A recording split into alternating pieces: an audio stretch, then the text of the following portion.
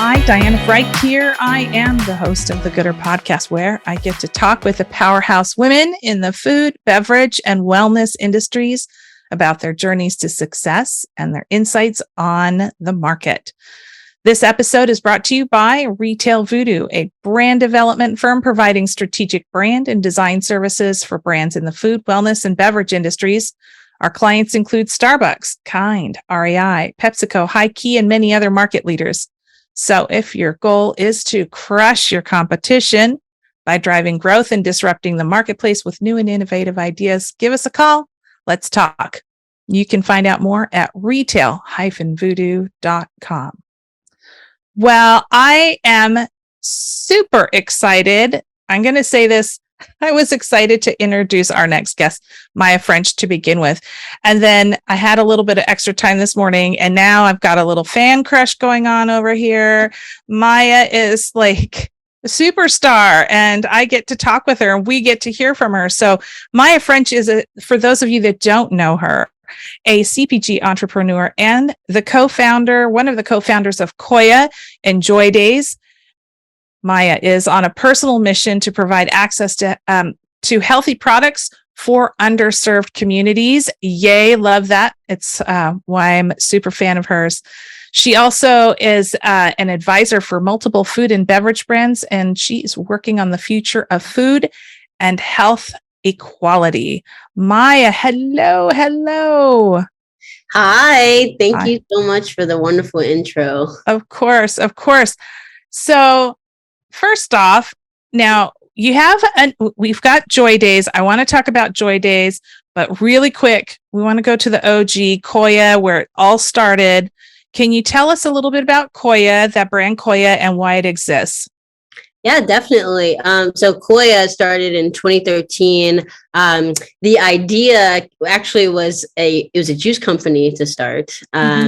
We were selling juices to, local mom and pop shops across Chicago, pivoted to protein drinks because I became lactose intolerant in my 20s, didn't have any options or any like vegan protein options that wouldn't bloat me or make me feel down. So we created a solution for it. It was a huge hit. It took off. We were in about 40 stores across Chicago and Michigan before getting a national Whole Foods deal in 2016. Moved it to LA, and today it's distributed in over, I want to say, 20,000-30,000 stores. Right. Yes. Yes. And so lactose intolerant part, that I in 2013, that was still kind of a new concept. So how was Koia first?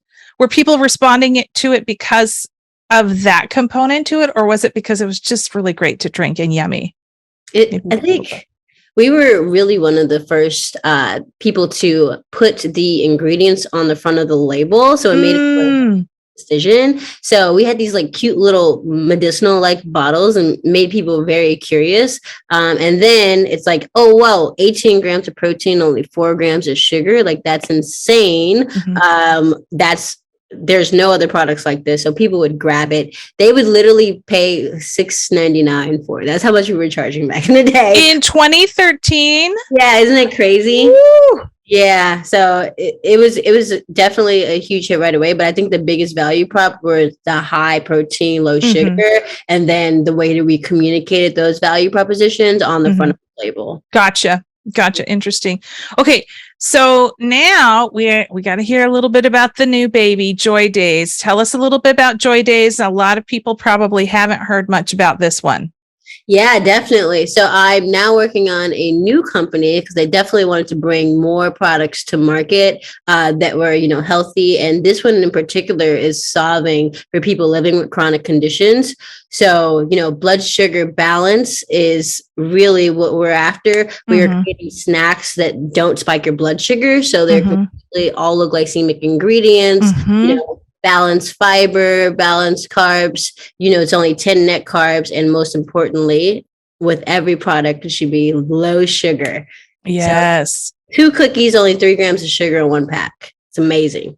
Oh my goodness. And they are not like wee little cookies. These are like real, you're going to feel like you ate something cookies. Exactly. Yes. 15 grams per cookie. So it's like 30 grams of cookies in one flow serving. Mm-hmm. Yeah. And the thing is like people living with diabetes need to manage their blood sugar. Mm-hmm. And it's actually like over 46% of the population is pre-diabetic or diabetic. Yes.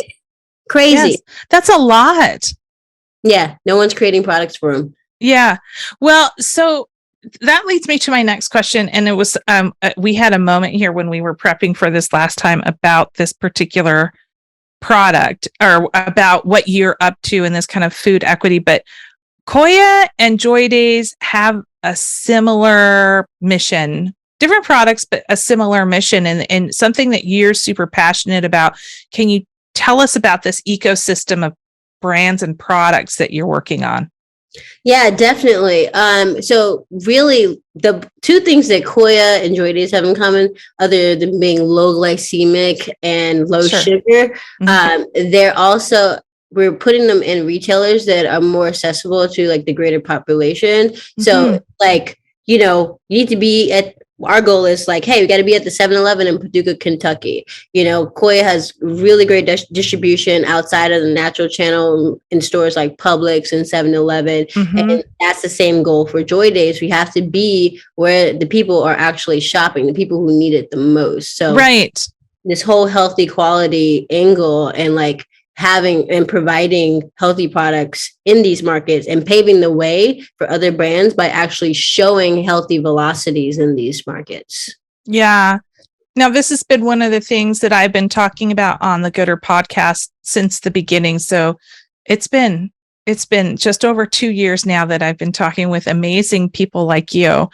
But my biggest hangup was that the naturals community was creating products with a price point and flavor profile and with a language that was really for people who had money, were already healthy and knew and were being educated about food through marketing.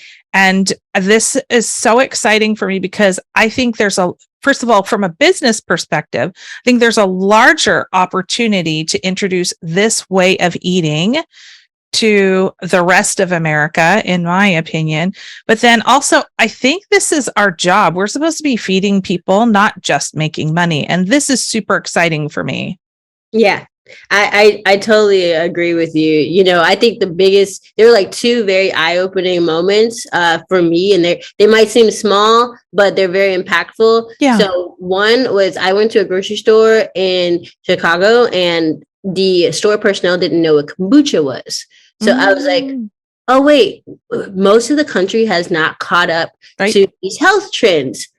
Ding, ding. And then second, we living on our coastal cities, we really are like immersed by these like cool brands and like these cool trends that are like 5 years out from mainstream and they're not affordable to people. So it's just like, you want to humble yourself, take a road trip across the country and actually see what's being sold. Like what options do you have along the way and solve for that. And you have a winning product. I agree.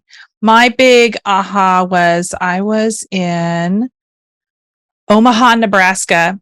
I want to say about 3 years ago. And I went into the grocery store and in the natural section, Ensure was on the shelf next to organic shelf stable like chips and crackers. And in my head, that was part of the reason of why I developed Gooder Podcast. I'm like, somebody in the Midwest who's doing a shelf set decided that these go together.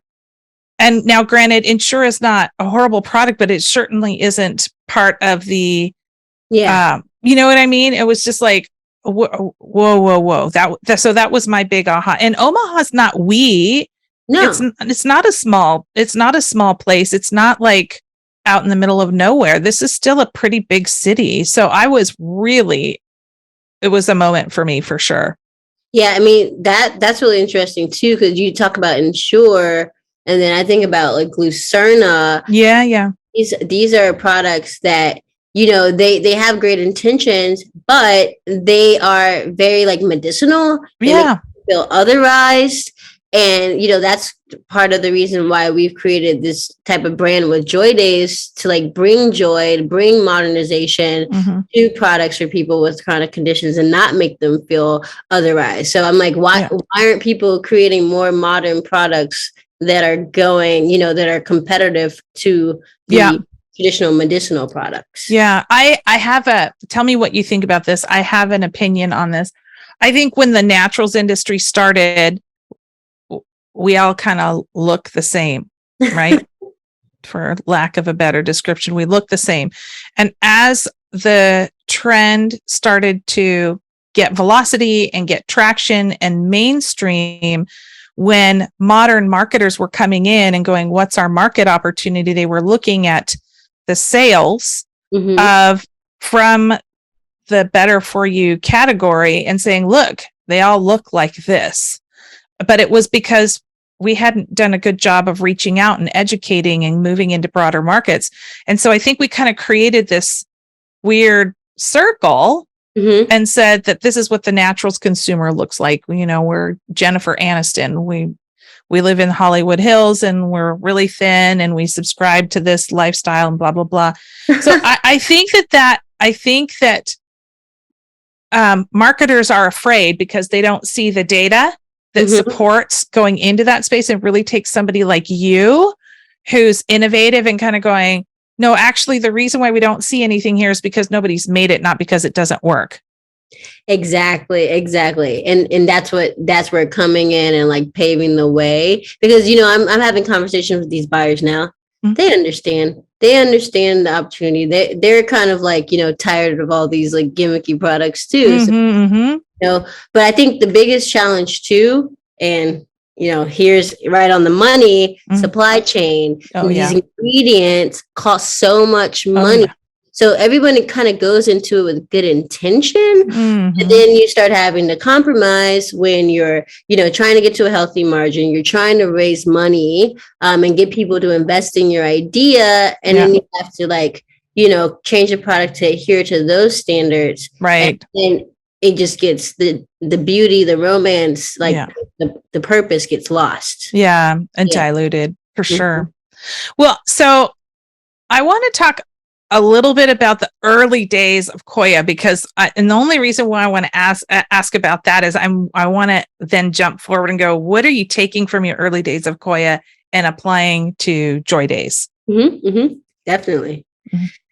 Yeah. So early days, what specifically would you like to? Well, let's talk about like, how did you get from, this is a good idea, and Maya going from door to door, unloading the back of her vehicle, to this kind of velocity? Like, what did it take? I guess maybe what did it take to get you to the point where you guys were like, we've got a good idea here, this is working?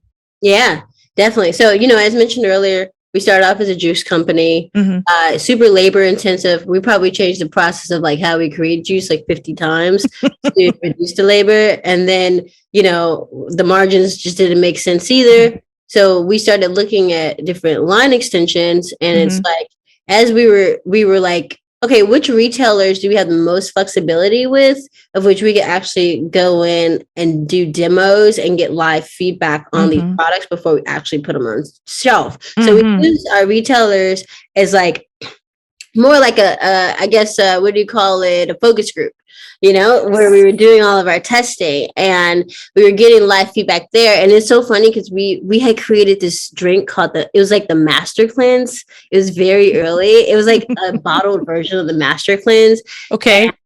And I would be selling it and people were like, oh, will this make me poop? Like, will this get things moving? Yeah.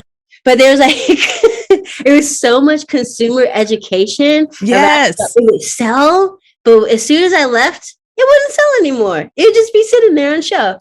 I was like, okay, that's interesting. So now I'm learning that we actually have to create a product that sells when we're not there. So we need to understand like how to commute and which why we put the ingredients on the front of the label, the protein drinks and things like that. So I think that was one aspect of like making sure that we were getting feedback. You can't take everything, all the feedback and change it. No.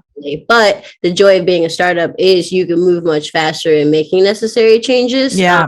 You don't have to go through all those levels that you do in corporate in order to get it done. So I think that really, helped out a lot. That test and learn phase, like being in market, which sometimes it can be a little impossible now if you're kind of shoot for the stars. But if you are very guerrilla, that approach works. Right? Yeah. Find a partner that'll let you do those focus groups in store. Yeah. So, proving out velocity in store was a huge part of our success too. We putting together like brand ambassadors, like we internally build out our own brand ambassador team. As you scale, that doesn't work. But it then, as you scale further, it works again. Because then that works as a field marketing team. So that was really helpful because you had people who were dedicated to the brand, dedicated to talking about your brand. And then you were also able to get that live feedback and do the whole adjusting. So when we were really focusing on proving out velocity at retail and then taking those numbers and presenting it to bigger retailers with, more door counts within their chain. So that really helped us like catapult the brand in the way that it was supposed to and understand like what type of accounts the brand performs well in and what does not. So really using those same learnings with Joydays. But one thing I did learn that I'm not doing. Is, with Joydays, we're doing a more focused approach. This was much harder with Koia because Koia is such a great product. It's for everyone, right? Yeah. So I really spent a lot of time just trying to figure out who is the customer, who are we speaking to? There's some brands that do it well, like Liquid Death, like they're going after that heavy metal. With Joydays, we're going after people living with diabetes, living with chronic conditions, and so this is helping guide our retail strategy because we're saying, okay, where do these people live? Where do they shop? Let's test those markets and see if we're getting higher velocity.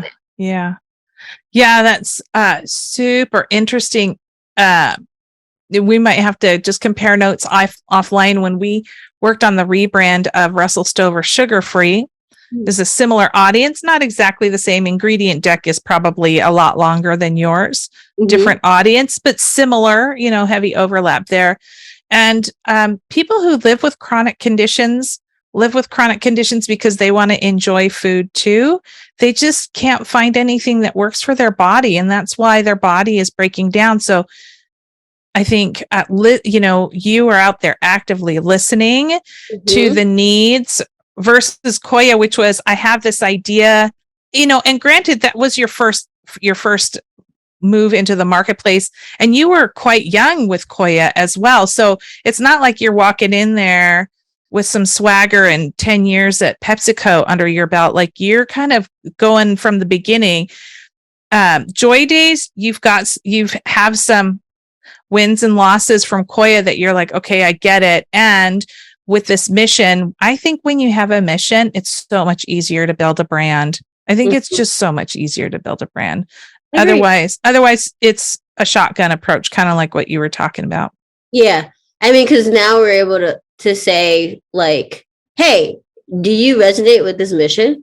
Are there people that you care about that are being affected by, what we're trying to actually improve and make an impact in? Okay, great. Hop on our train. That's great. Yeah, exactly. Exactly. Oh my gosh. Okay. So did you have any mentors while you were at Koia that kind of helped you get over some of the big hurdles? And are you still working with them? I'm curious. Yeah. You know what? Like my business partner, Dustin, was a huge mentor. Because he's older than I am and, definitely had like more corporate experience and things like that. So it was always good to have like a partner to share the, the ups and downs with. Yeah. So that was really great. I feel like I've met so many people in the industry, and as you know, like this industry is like super tight. Everyone's climbing up the same hill, and Yeah. there are definitely good people that offer help. So today I always resort back to some of my old partners and vendors and pass through resources, and I can like candidly ask them questions and get an honest answer from them. So that's been helpful. When I took my year break, like I say, my year break, one person that was really helpful was Sean. Her name is Sean he's the CEO of Outer Isle Gourmet. And this is kind of how this like whole idea of low glycemic ingredients popped up in my head, because we were talking about like, where is this opportunity? Like, what is actually really needed from food? So she'd been really great. And she puts together these like female CEO meetings that are really. So it creates a safe space for women to just like, share any injustices, any issues that we're having, any like resources that we have to share. And I think places like that have been really helpful for mentorship within the industry and just even being a woman leader. Yeah. Oh, that's awesome. And that you have some continuity with a few folks, I'm sure probably helps, because then you can go, do you remember back when we went to blank, or in 2017 when we did blank? It kind of feels the same. Like, just to have that continuity has got to feel so good. Yeah, it's like a tribe. I have like a good network of like good people I can rely on. So I'm thinking about, so we just talked about your other people mentoring you now. I suspect that you probably get asked for a lot of mentoring as well. Like, people want you to mentor them. What are those common questions? Because I'm sure you cannot say yes to all the humans that come to you with questions, but what are like the most common questions that people come to you with that you can share right now? It could be one or just one or two. Yeah. I mean, it's so funny because a lot of like young people come to me, and then also like women. But as a CPG founder, the most common questions I hear are, hey, can you give me investor leads? Or, hey, I need help with my sales strategy. I just got an opportunity to get into this really, really big account. Should I take it or should I not?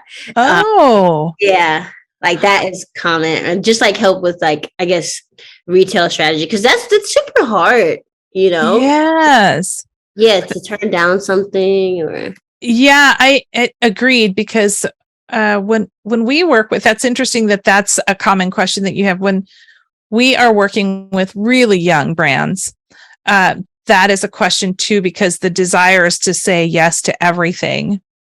And then sometimes yes can create heartburn, but the same time, you don't want to, I always want to not give too much advice in that direction, because I feel like people like learn from those situations. But every once in a while, I'll be like, when you go into a conversation with this retailer or this supplier, make sure you're asking these very specific questions, because I'll have heard that those are the ones that tend to be the painful ones if they're not answered ahead of time.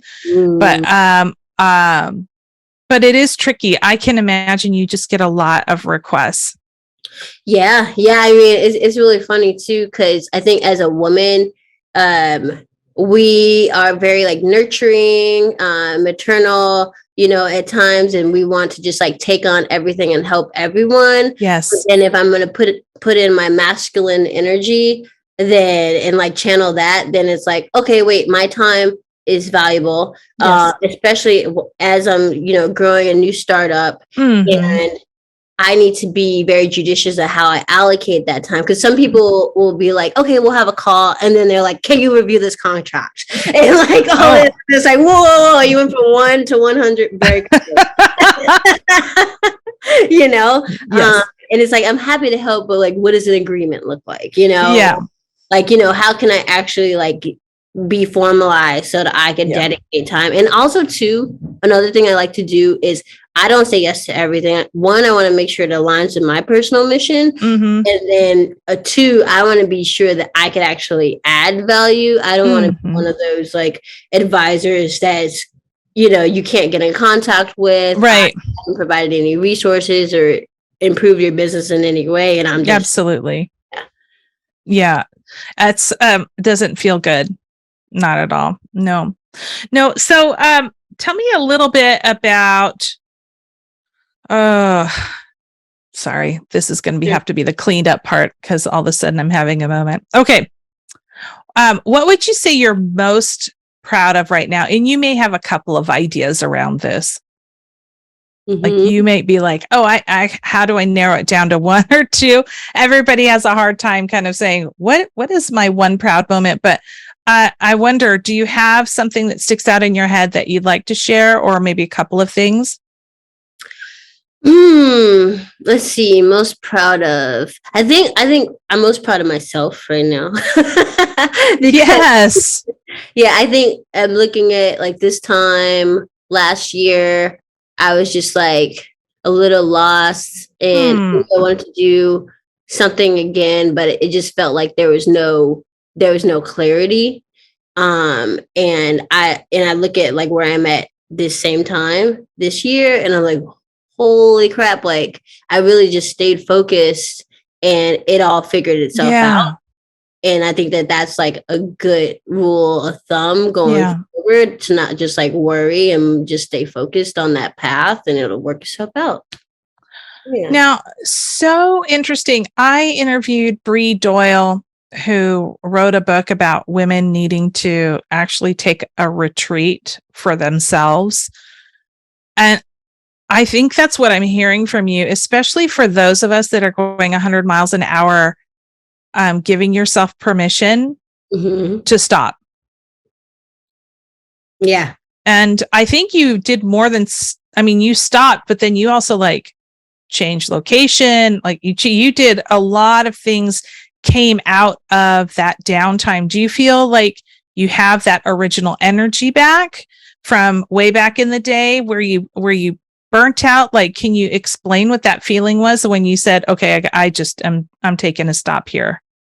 Yeah. I mean, when I decided to stop, I was like, okay, great. I need to, one, gain a new perspective. I need to, two, think about my career, the next 5 years, just the next 10 years, what do I want? And then work backwards from there. And then three, I need the space, for the creative space. Like, I'm focused on one thing right now, but I feel like I have much more value to add to the world. How can I give myself the space? Interesting. And figure out how to achieve those goals.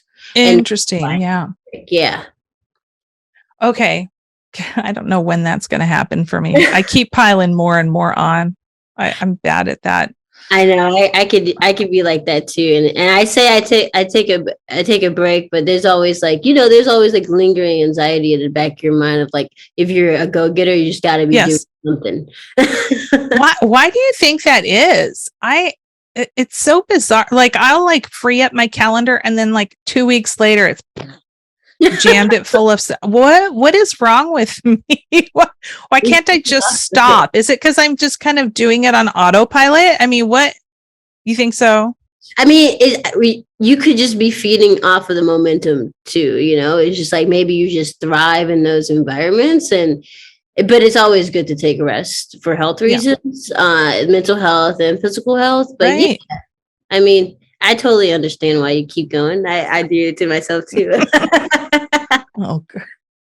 I can tell that you are, you are a busy human. Like you just go, go, go. I love it. But recognize that you needed to take a break. I'm going to put that on my 2023 plan. Figure out when to take a break.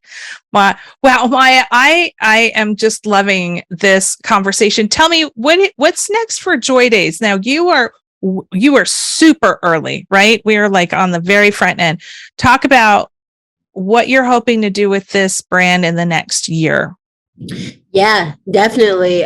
So we're just accepting pre-orders right now on the website. So we're still like in this like lovely pre-launch phase. But we're gaining early interest, talking to retailers right now. Mhm. So we're planning to be in retail by the fall. So you could actually Okay. pick these products up on the shelf. Great. Yeah, and hopefully get some great partners on board, people that align with the mission. Mhm. I really think that this has the opportunity to just change the way that we think about food, like food as a medicine approach, and just Yes. first step change of healthy habits. Yes. Healthy habits. Is it joydays.com? Getjoydays.com. Getjoydays.com. Okay. Check it out there. Okay. Well, let's talk a little bit here about some trends that you're following. Obviously, these are trends that you're looking at for business. This is where Joy Days come from. Talk about yourself personally. What kind of trends are you following, whether it's food or wellness driven? Yeah, definitely. I mean, what can I say? Of course, glucose monitoring is a trend. I'm being very conscious of, Mhm. having balanced meals every day, Mhm. especially as I get busier, and like what doesn't cause me to like have that afternoon slump as we spoke about earlier. I was taking caffeine gum. And I'm like, how can I like lower my caffeine or get sustained energy throughout the day? Mhm. Through the things that I ingest. So Mhm. that's like a wellness trend that I'm following and trying to Okay. optimize my own personal health. Mhm. Another thing is, outside of all that, and this is a very controversial subject, Okay. but I am following the alternative medicine space, like so, Mhm. psychedelics and Mhm. even cannabis. Mhm. As a form of like help healing, whether that's pain or even depression. I think it has like a very positive impact Mm. on Yes. mental health at a microdose level of Mhm. everything at a microdose level, because everything Mhm. is in moderation. Everything in moderation. So those are some things that have really caught my eye lately from like the health and wellness. Interesting. Yeah. Yeah. Okay. Now, what women would you like to? Oh, this is just one of my favorite questions, and it's the last one I ask everybody. So, what women out there, is there anybody that you like to elevate for the work that they're doing? And they can be in our industry or not in our industry. They could be rising stars, somebody that you're like, watch this person in 10 years. They're going to be doing some great things. Anybody that comes to top of mind to you? Yeah, I actually have two, if that's okay. Okay. Of course. Of Um, course. That's what this is all about. Yeah, so my friend Pocket Sun, she has this incredible like venture firm called SoGal Ventures. I've Mm-hmm. been super impressed with just like she has an eye for like the next big thing, and Oh, has like a couple of unicorns in her portfolio already, and they're just on their second fund. So I'm like, whoa, you really have an eye. You take the bets on women founders, which is like incredible because it really sets the tone for other investors to take bets on women early, because mm-hmm. hey, we have the potential to build companies like just as great or even greater than male-led companies. So Yes. he's my first one. Mm-hmm. Second one, recently met Aurora James, and she's been really helpful in this whole mission of like, bringing healthier products and just accessibility for people of color and those like Black founders, even more specific. Mm. Just because, how this industry is. There are Yes. barriers everywhere. Everywhere. Everywhere. So I'm really, I guess putting front and center the women who are actively making an impact. So she has like the 15% pledge, which they Okay. have all this data to, try and incentivize or just like push retailers to get more Black owned and people of color owned products on the shelf. Yes. So she's lowering the barrier, from that aspect, and then also providing more resources to these underserved founders. So I think that that's amazing work. I try to help and get involved in any way I can with both of them, and really admire like the tenacity and just like, forward thinking and yeah, strength as a woman to make Yes. impact and change. Yes. And I mean, it's all about us working together, I think.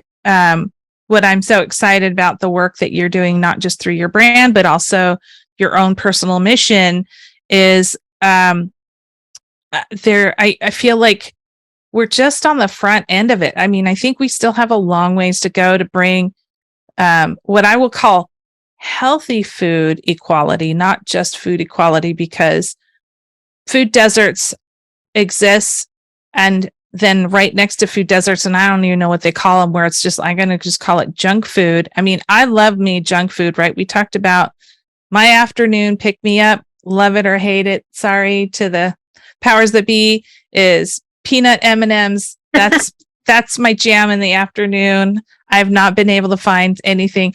But when that is your only option and that is the only thing that's being marketed to you, I think that it does such a disservice to not only the people that are neighbors, people that we work with, but also our health. I think the health of our nation is compromised. I think education is compromised. I think the workforce is compromised. I feel like I'm not quite sure where there isn't more of an urgency, so that this is your mission and that you're working towards, bridging. Like, we have to bridge people. Nobody can go from a Mountain Dew and Cheetos to kale chips and salads, right? You got to build that bridge. And if cookies and peanut M&Ms are the jam and you need to get people one step further than that, then get that one step, like, make it easy. I feel like it's very hoity-toity. It's like you're either this or you're this. There's a million steps in between. Like, let's start filling those gaps in. Thank you. Amen to that. Amen. Because you got to realize the people who are suffering the most, they have no idea of how to change their lifestyle. They're tired of being lectured to. They just want to know what they can do. Yeah. And we should be looking to provide that first step change for them, and understanding that, hey, it took me like 8-9 years of work to get to where I am. Like what I think is like a healthy being, and I still relapse on sugar, So imagine people who, have no health education, you don't even know where to start. You got to just meet them in the middle somewhere. Yeah. Or meet them at the beginning, as it is for most of them. Yeah. My goodness. Maya. Oh, so great. I have a feeling we could probably talk for hours, but our time is done for today. So I've been talking with Maya French, CPG entrepreneur and co-founder of Koia and Joydays. Maya, where can people learn more about you and the brands that are yours? Yeah, my social Instagram profile or LinkedIn profile would probably be the best. Full name. So on social, it's Maya, Jay French. Unfortunately, somebody took Maya French, but you guys can follow me. And then the companies are in my bio, but it's Drink Koia and Get Joydays. Yes. Drink active. There's some action in there. I like that. Thank you. Okay. Well, thank you so much for your time today, Maya. I am happy that we got to connect. I'm glad that I've found somebody else that's on a similar mission, but in a different part of the business. So I know that there's at least two of us.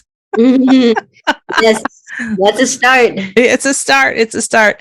And I want to thank all you listeners for your time today. If you like this episode, please share it with a friend. Otherwise, have a great rest of your day. And we'll catch you next time on the Gooder Podcast.